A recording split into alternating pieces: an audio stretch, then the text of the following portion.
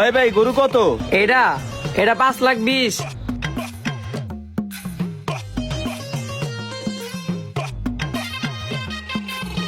450 দিবেন? দেন টাকা দেন। দিয়া দিবেন? দেন টাকা দেন। দেন টাকা দেন। না একটু দামাদামি করবেন না? না কুরবানি গরু কি দামাদামি করুম, দেন টাকা দেন। একটু দামাদামি করেন। হে আল্লাহ, এবার কি গো? ঠিক আছে ভাই, আমি একটু ঘুরান দিয়া গরুটা নিয়ে যেতে। কে লেগা তুই দামাদামি করছস না? তোর গরু এটা নিতে হইব। ছাড়েন। আবার ছাড়বো মানে? এই গরু কার এটা? ভাই এটা আমার গরু। দাম চাইতেছো কত? এটা ভাই 5,20,000। কি কস এটা? এটা কি 5,20,000 গরু? কম ক। ভাই আগে আপনি গরু দেন, পছন্দ হয়েছে নাকি?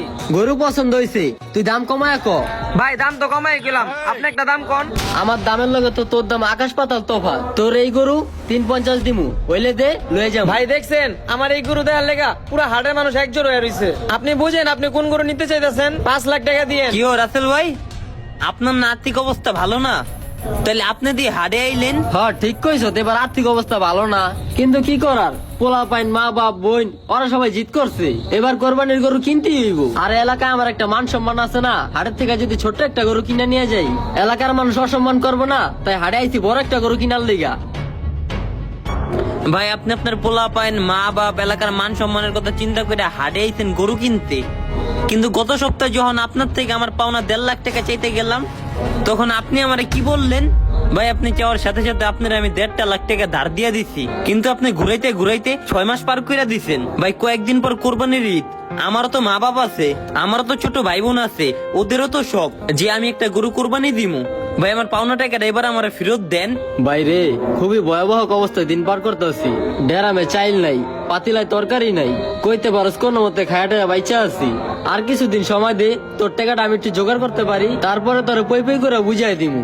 তাহলে ভাই এখন গরু কিনার টাকাই লোকই থিকা। হ্যাঁ মানে রাফি হইছে কি, এই কোরবানির গরু কিনার লিগা আমি আগের থেকে টাকা জমায় রাখছিলাম। রাসেল ভাই আপনার যে কথা সাজানো, আপনার মুখের অঙ্গি ভঙ্গি দেখলেই বোঝা যায়। আপনি জানেন ইসলামে কি বলে? পাওনাদারের টাকা না দিয়ে লোভ দেখানো কোরবানি আল্লাহর কাছে কোনো মূল্য নাই। ভাই আপনার কাছে যে টাকা পাই এই টাকার জন্য এবার আমি কোরবানি দিতে পারলাম না।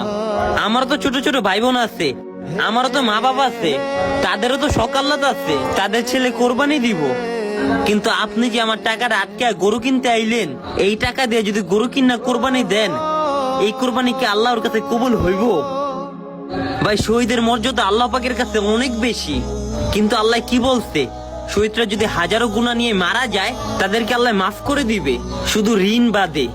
তাহলে বুঝেন এই ঋণের ভয়াবহতা কত বেশি।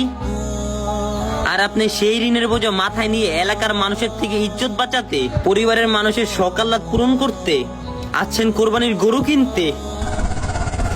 মনে রাখবেন ভাই, লোভ দেখানো কোরবানি করাচ্ছে পাওনাদারের টাকা পরিশোধ করে দেওয়া কোটি গুণ উত্তম। রাফি আমি আমার ভুল বুঝতে পারছি রে, আমি কোরবানি দিমু না, আমি তোর টাকা এখনই পরিশোধ করে দিমু। দরকার হইলে আমার কাছে লাস্টে যেই কয় টাকা থাকে আমি একটা ছাগল কিনা লয়ে যাবো। আমার মাফ করে দিস ভাই, আমি সমাজের চোখে ভালো শাস্তি গিয়ে ইজ্জতবান শাস্তি গিয়ে আমি আল্লাহর চোখে অপরাধী হয়ে যেতে লইছিলাম। চল তোর পাওনা টাকা পরিশোধ করি ভাই আগে। গরু নিবেন না? ভাই আগে পাওনা টাকা পরিশোধ করি, তারপরে টাকা থাকলে ছোট্ট একটা ছাগল কিনা নিমু, লোক দেখানো কোরবানি দিমু না।